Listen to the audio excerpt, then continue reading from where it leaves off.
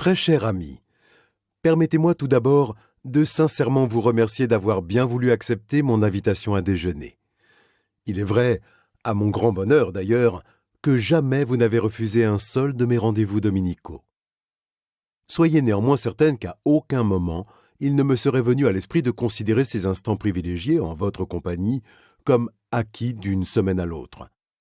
Qu'il m'aurait fallu être bien prétentieux pour oser penser cela. Une fois encore, je me dois de vous dire combien votre présence et votre conversation auront illuminé ma journée. Après toutes ces années, j'apprécie toujours autant nos futiles bavardages, tout comme je profite avec volupté des longs silences complices qui viennent prolonger une discussion plus sérieuse. Des silences analogues à ceux qui accompagnent ma réflexion dès lors que vous me posez une question dont la réponse me semble délicate à apporter. À cet égard, lors de notre dernière rencontre, j'avais ainsi préféré rester silencieux lorsque vous m'aviez demandé, non sans malice me sembla-t-il, ce que pouvait signifier pour moi le verbe « aimer ». J'espère que vous n'aurez pas interprété de façon erronée ma réticence à vous préciser ma pensée sur le moment, mais si j'avais choisi de différer ma réponse, c'était principalement par crainte de n'avoir à vous offrir que de bien maigres lieux communs. Après 3 jours de réflexion, ma contribution sera encore bien modeste, et si vous ne voyez dans cette longue lettre qu'un habile subterfuge pour m'entretenir de nouveau avec vous, je ne saurais vous en tenir rigueur. En observant le monde autour de moi et constatant combien peuvent être odieuses entre elles des personnes qui disent s'aimer, je me demande à quel point ce mot, ce simple petit mot grâce auquel on a pu dire de si belles choses, est encore compris par mes contemporains.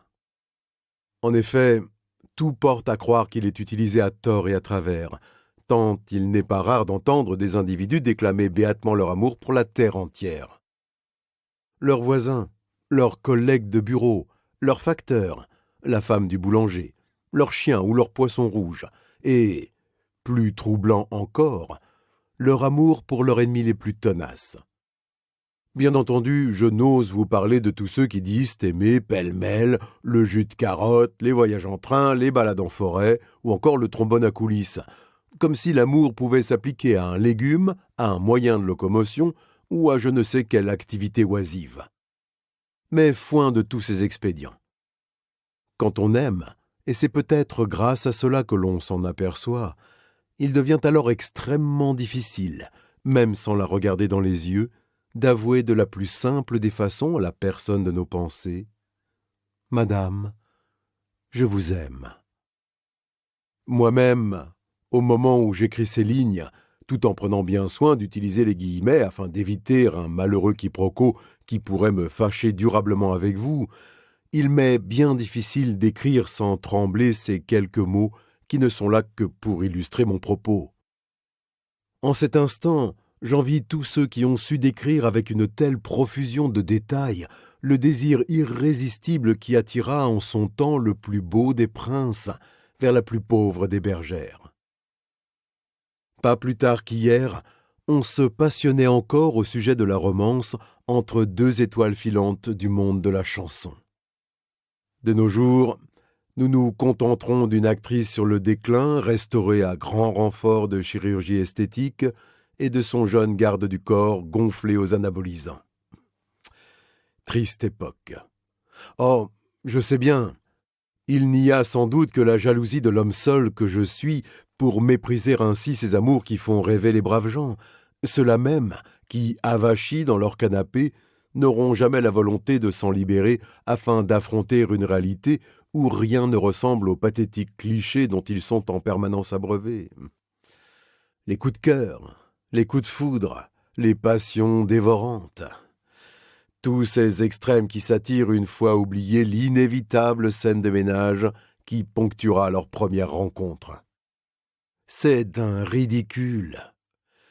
Et que penser de la belle inconnue que l'on croise un soir de pluie sous un porche mal éclairé, alors que vous ralentissez, le cœur battant en parvenant à sa hauteur, sans trop oser la regarder, attendant d'elle un improbable signe de... Mais que se passe-t-il tout à coup ?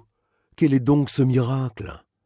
La voilà qui s'approche et vous murmure langoureusement au creux de l'oreille en posant sa main sur votre bras. « Cher monsieur, accepteriez-vous de faire un bout de chemin avec moi? Je me sens si seul ce soir. » Et vous d'être voluptueusement transporté au cœur d'une sublime chanson d'amour accompagnée de 1000 violons dégringolant du firmament. Du ciel également, car n'est-ce pas de là-haut que tout nous arrive finalement? Par une magie bienveillante, un immense parapluie vient délicatement se poser dans votre main afin que vous protégeassiez la belle inconnue. Au loin, au son d'un piano qui maintenant égrène 3 petites notes de musique, quelques étoiles déchirent un ciel orageux. Et la lune, en bonne vieille complice des amours nocturnes, bénit cette rencontre féerique. La pluie s'est arrêtée. Il ne reste sur la chaussée que quelques flaques dans lesquelles scintillent les lueurs multicolores des fusées de l'artifice que l'on vient de tirer en l'honneur de votre bonheur naissant. Après tout ce tourbillon de sons et d'images, le silence revient, tandis que votre douce escapade vous mène en haut d'une colline, d'où vous contemplez béatement, accoudé à la balustrade, les lumières de la ville. Vous vous asseyez alors sur un banc faiblement éclairé par un réverbère, et tandis que la tête de votre compagne vient doucement épouser le creux de votre épaule, une brume légère jette sur vous un voile pudique au son d'un langoureux saxophone. Quelques heures plus tard, qui ne semblèrent durer qu'une seconde, vous redescendez main dans la main vers les premières habitations. Le jour vient de se lever. Fatigué, mais éperdument heureux, vous croisez ce petit orchestre qui ne semble être là rien que pour vous et qui interprète opportunément une valse lente. Après quelques pas de danse, vous disparaissez au loin, enlacés, en longeant une plage où vient se graver à tout jamais le générique de fin sur le sable blanc. Ah, quelle jeune femme, après une soirée passée au cinéma entourée de toutes ses copines s'empiffrant de pop-corn, n'a jamais rêvé de rentrer chez elle ainsi accompagnée. Quel jeune homme, dans ce même cinéma, au milieu de ses amis riant bêtement sous cape, n'a pas souhaité le même destin. Malheureusement, les clichés ne se bousculent plus au portillon dès lors que l'on repasse devant l'écran et nos deux imbéciles de repartir, chacun de leur côté, avec comme seul compagnon le sentiment illusoire d'avoir entrevu un bonheur que seul le cinéma pourra leur prodiguer. Ma chère amie, pardonnez-moi. Je m'aperçois que je me suis laissé emporter par la saine colère d'un homme qui ne peut que constater que les mièvres histoires dites d'amour de son enfance n'en finissent plus de perdurer. La citrouille a simplement été remplacée par une voiture de location. Imaginez, une voiture de location. Stupide monde moderne à l'imagination rabais. Ah, ma chère amie, les gens qui s'aiment, je veux dire, ceux qui vraiment s'aiment, savent qu'il en est tout autrement. Quand vous vous retrouvez devant l'être aimé, vous êtes désespérément seul. Pas d'envolée lyrique pour vous donner du courage, pas de ciel d'orage qui s'évanouit dans la magie de la nuit étoilée, pas d'orchestre et encore moins de petites chansons pour vous aider à trouver le ton. Non, rien de tout cela. Vous êtes là, à tristement la regarder partir sous le ciel bleu d'un été qui s'achève, les poings et le cœur serrés de ne pas avoir su saisir, une fois encore, cet instant magique pendant lequel il vous aurait fallu prononcer ce simple mot, ce si joli mot, ce si joli mot.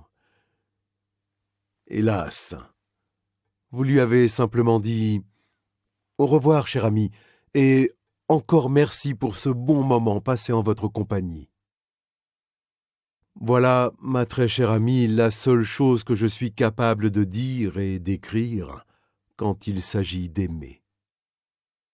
Ma très chère amie, je serai une nouvelle fois si heureux de pouvoir déjeuner avec vous, dimanche prochain. Votre dévoué, Charles Monfroy.